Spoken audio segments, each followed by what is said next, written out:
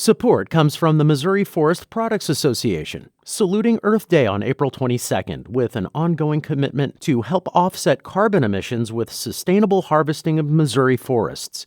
Details at choosewood.com. From St. Louis Public Radio. This is St. Louis on the Air. So, it's trademarked. That's why it's called the Munch Wrap Supreme and then the Crunchy Wraps at Terra You can't Tacos. just start serving a Crunch Wrap Supreme. You cannot, apparently. I mean, they're going to come for you. So,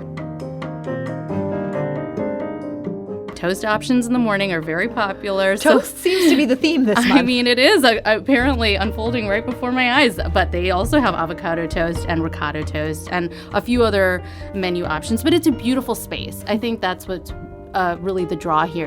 It's kind of like if you love going to coffee shops and hanging out and, doing a little work, it's an ideal location for something like that. Tried a cocktail that had mezcal and scotch and barrel-aged gin and all this stuff in it. I mean, I had a drink from Tony Saputo at Benevolent King years ago that had like 20 ingredients in it. I mean, they just operate on a different level. I'm Sarah Fensky.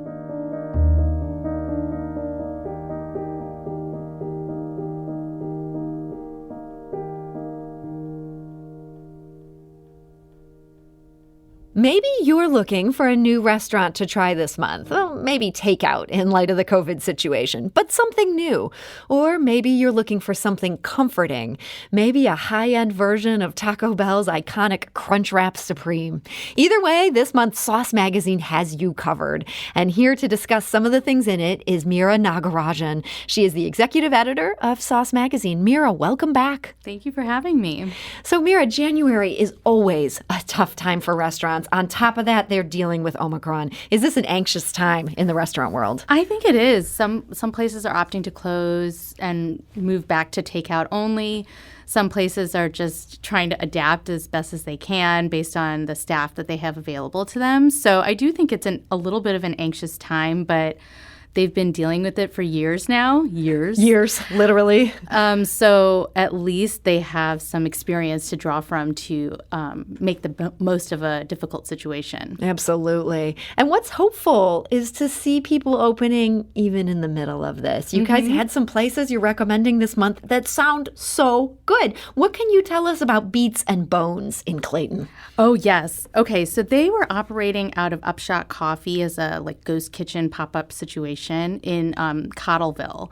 And this is their first brick and mortar. So it's kind of nutrition forward food. They have loaded toasts and juices and bone broth and that type of thing. I feel like for the new year, if you're trying to adapt your diet to meet your health goals or whatever your diet goals are, this is a really great place to check out. We love their avocado toast with corn and poblano, kind of a Mexican vibe. Also in that same vein, their Texicano bowl with walnut taco meat and sweet potatoes and this really delicious vegan chipotle ranch. So if you're looking to adapt for your New Year's goals, this is a great place to start. I loved the food there. I thought it was really delicious. So that is Beets and Bones, a nutrition forward. I love that term, nutrition forward place in Clayton. I got to switch gears here because my goals do not involve being nutrition forward. My New Year's goals involve Wild Crush Wine Barn, which is now open in Town and Country. Such a fun place. It's a kind of a unique concept. They have this wine dispensing machine, and you go to the bartender, fill up a card for $25 a minimum, and then you go to this machine, and then you can pick out what wine you want to try, and you can get a 2-ounce pour, a 4-ounce pour, or a 6-ounce pour. So you could try a really expensive bottle of Caymus Cabernet out of Napa Valley and get a 2-ounce pour for $15 just to try it. You could probably get a couple glasses and do your own tasting at the table if you want to get creative. But I think it's a fun experience for trying some wines that you've never had before. It's a little bit of a social experiment. But I mean, I think that kind of wine dispensing system is really unique. And they have it preserves the wine so it can be open for weeks. They have a little bit of food like cheese plates, flatbreads, but the focus here is the wine. It's a wine bar. And it's a really pretty space, really cool outdoor space when the weather is nice. This beautiful pond and a water feature. So I think it's a really cool experience. I've never had the wine dispensing thing on my own. There's some sort of autonomy to it that it feels very powerful. It is. It's fun. It's very empowering. I like this trend. I feel like there were a couple places that opened pre-COVID. Bissinger's in the Central West End was doing it, and this place in Maplewood that was great, and I cannot get enough of this trend. You have to try it. And it sounds like once the weather's a little better, if people are feeling COVID anxious, this is going to be a great place where they have can a great drink this outdoor outdoors. space. Love it there. So that's Wild Crush Wine Barn, not bar, Wild Crush Wine Barn in Town and Country. It's very upscale wine, like barn vibes in there. Upscale barn vibes. It's amazing. Okay, so finally open in the Central West End. I'm so excited about this too. This is Beauwood by Niche. What can you tell us about this? I mean, if you've been to Cafe Osage, you know that space was beloved. It's like a beautiful, airy, sunny space. And, Gerard Craft's team is doing beautiful breakfast and lunch. Dinner soon to come, Italian-inspired, maybe pizzas in the future for dinner. But for now, it's breakfast and lunch. And I loved their menu. It's a fabulous menu. Pancakes, multi-grain baked oatmeal. Their avocado toast is a little different. They have charred avocados, so it's got like a little bit of a twist. A couple of throwbacks from Sardella's Brunch, which is now closed, but they had these cacio e pepe eggs that were phenomenal. They had this egg sandwich that had a hot sauce aioli and pepper jelly. But it's that same beautiful, serene space, and it is busy. So if you can make a reservation, do it. Their chef is Dakota Williams. He was a Ones to Watch, kind of a feature we do every January for rising stars in the restaurant industry. And their GM, Savannah Thomas, is in the issue this month as a Ones to Watch, and she's really setting the tone for service, so it's a beautiful experience. Boy, Gerard Craft, all of his restaurants are just perfection, and for him to move into this space that so many of us have such fond feelings about, it just feels like just a marriage of two superstars. Yes, I totally agree. So here's another one open in the city. This is in the Northampton neighborhood. Piper's Tea and Coffee. This is the first St. Louis location of something that has locations elsewhere. Yeah, they started out in Kentucky. Actually, it's a husband and wife team. They started selling Earl Grey tea. That was like how they kind of got into the business. That grew. Now they opened a location in Kentucky in 2015 for Piper. That was their first Piper's location. Then they opened a second one in 2020, and this is their third location.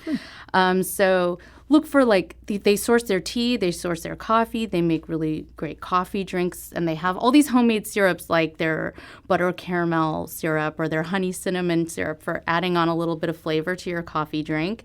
And then they have a limited food option menu. They have macaron, they have some pastries from Whisk, and then they have a couple of toast options. I mean, toast options in the morning are very popular. Toast seems to be the theme this month. I mean, it is apparently unfolding right before my eyes. But they also have avocado toast and ricotta toast and a few other menu options. But it's a beautiful space. I think that's what's really the draw here. You know, it's kind of like if you love going to coffee shops and hanging out and, doing a little work, it's an ideal location for something like that.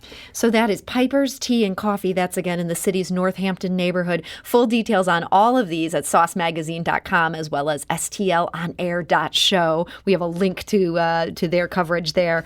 Another place that I gotta admit I'm super excited about, and not just because it has an adorable name, Platypus. What is going on at Platypus in the city's Grove neighborhood? I think this is such an exciting place. Meredith Berry and Tony Saputo are two bartenders, and they co-own it, and they have tons of experience. If you've been out and had a drink, it's very likely you've had a drink that one of them made or came up with. If it was a good drink. If it was probably good one of them. Yeah. I mean, they're so creative. They're really smart. They love craft cocktails. They have 5 cocktails on the menu every day. They change all the time. But we tried a milk punch, which is a classic cocktail that was delicious. We tried a cocktail that had mezcal and scotch and barrel-aged gin and all this stuff in it. I mean, I had a drink from Tony Saputo at Benevolent King years ago that had like 20 ingredients in it. I mean, they just operate on a different level. They're really brilliant. And then their food component is Duckbill, and it's run by Grant Heeman. He used to work at Retreat, fried food. They have so many options, though, like vegan options, vegetarian options, gluten-free options. They even have gluten-free fryers. And their French fries, delicious. Fried, like gourmet popcorn. They call it Chooch's Gourmet Popcorn Chicken. delicious. Fried tofu, roasted cauliflower. So it's the stuff you want to eat when you're having a cocktail. Kind of rich, spicy, salty, really great. And I love the space. It's in the URB space that was in the Grove. So they have 3 dining rooms. So if you want to space out, there's a lot of space to kind of isolate and, drink responsibly. Still get your good cocktail. Yeah, exactly. So that is Platypus, now open in the Grove. And those are Sauce Magazine's picks for this month.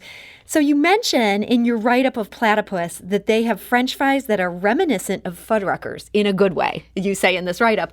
I want to talk about some things that are reminiscent of Taco Bell in a very good way. We're talking about there's this bizarre and amazing local trend where you found numerous places doing their own riff on the Crunchwrap Supreme. I know. What up with this? Did you expect to see this trend come down the pike? No, but we first noticed it with Soul Taco. They have their Munchwrap Supreme. And they got this new chef that is kind of like helping them develop their, streamline their menu and this was one of the new things that they came up with. It's got refried beans, jack cheddar, kimchi, so very Soul Taco kind of same flavors, Mexican meets Korean, and it totally works. It's spicy, delicious, and it's got that crunch. Terra Tacos on South Grand, they are a vegan spot.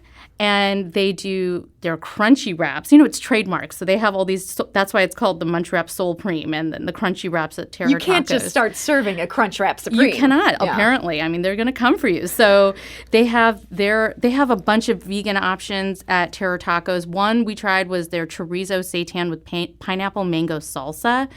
And it's so good. I think Terra Tacos is doing a really great job. And then finally, our cover Crunch Wrap, it's called the Crunchy Wrap from the 1207 Pop-Up operating out of Retreat in the Central West End. And they're doing it with vegan chorizo. It's a vegan one. Vegan chorizo, vegan cheese sauce, black beans, guacamole, and sour cream. And it is so good. They put a taco sauce on it that tastes like Taco Bell to me. So it feels very, that's the one I feel like if you're a purist, that's the one to go for. So again, that's reminiscent in a good way of this fast food classic. Yeah. So I have to say, this is on your cover this month. This is such a striking cover. You come out of the art department yourself, so you always have the best covers, even now that you're executive editor. If people are looking at this thing, how can they not want to order one of these? And what's fascinating to me is that all 3 of these are options that are vegetarian friendly. Yeah. Yeah. I mean, I think that it's just a growing trend. Every time we notice that with places that are opening up, it's like if you're not offering people the dietary range, you're limiting who you can serve. So I think people are really cognizant of that. But the Terra Tacos guys, they were one of them was operating out of Seeds in Des Moines for a long time, and so they're very committed to the whole vegan diet. So that's why their restaurant is vegan. I just think yes, vegan food is definitely on the rise. It's definitely more available, but I think just offering more in general is a trend that we're noticing with all restaurants that are opening now. I love this. And I feel like Taco Bell, as far as fast food places go, it does have this big following among vegetarians because it's one of the few places that bothered to offer something they could eat. So people are maybe paying this back with these tributes. They should take these as a compliment. I would take it as a compliment. I mean, and they're all really good. I was so surprised. And I think the crunch factor is the key here, and they're all making it super crunchy. Well, if people are interested in getting these for themselves, again, we have them listed at stlonair.show, as well as all of Sauce Magazine's recommendations. New restaurants open this month. Want to encourage people to pick up Sauce's issue for themselves. Mira, in just our final minute here, you also have the ones to watch. Was it exciting getting to know these up-and-comers, even in this difficult restaurant time? Yeah. It's amazing to meet young, talented people in the restaurant industry, and everybody that we featured, they had such great praise from former employers, from colleagues, from their current employers. And what they all have in common is they're really ambitious and really great teammates and talented and open to learning and growing. And so we have people from Farmhouse and Bowood and, and even Indo and places that really cultivate talent and attract people who are curious to learn and hopefully one day maybe will open their own place. And that's who's on our list right now. Well, people should read this list for themselves. You want to pick up a copy of Sauce Magazine. You can find that wherever you get your local publications. You can also read them at saucemagazine.com. Meera Nagarajan, thank you so much for joining us today. Thank you so much.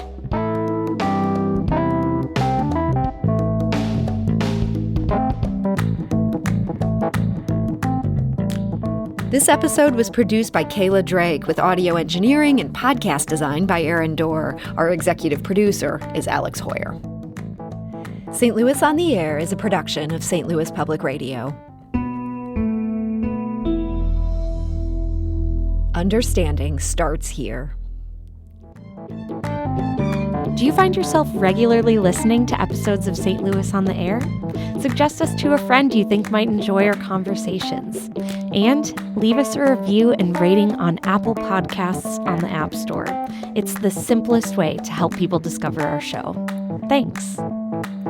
St. Louis Public Radio is a member-supported service of the University of Missouri, St. Louis.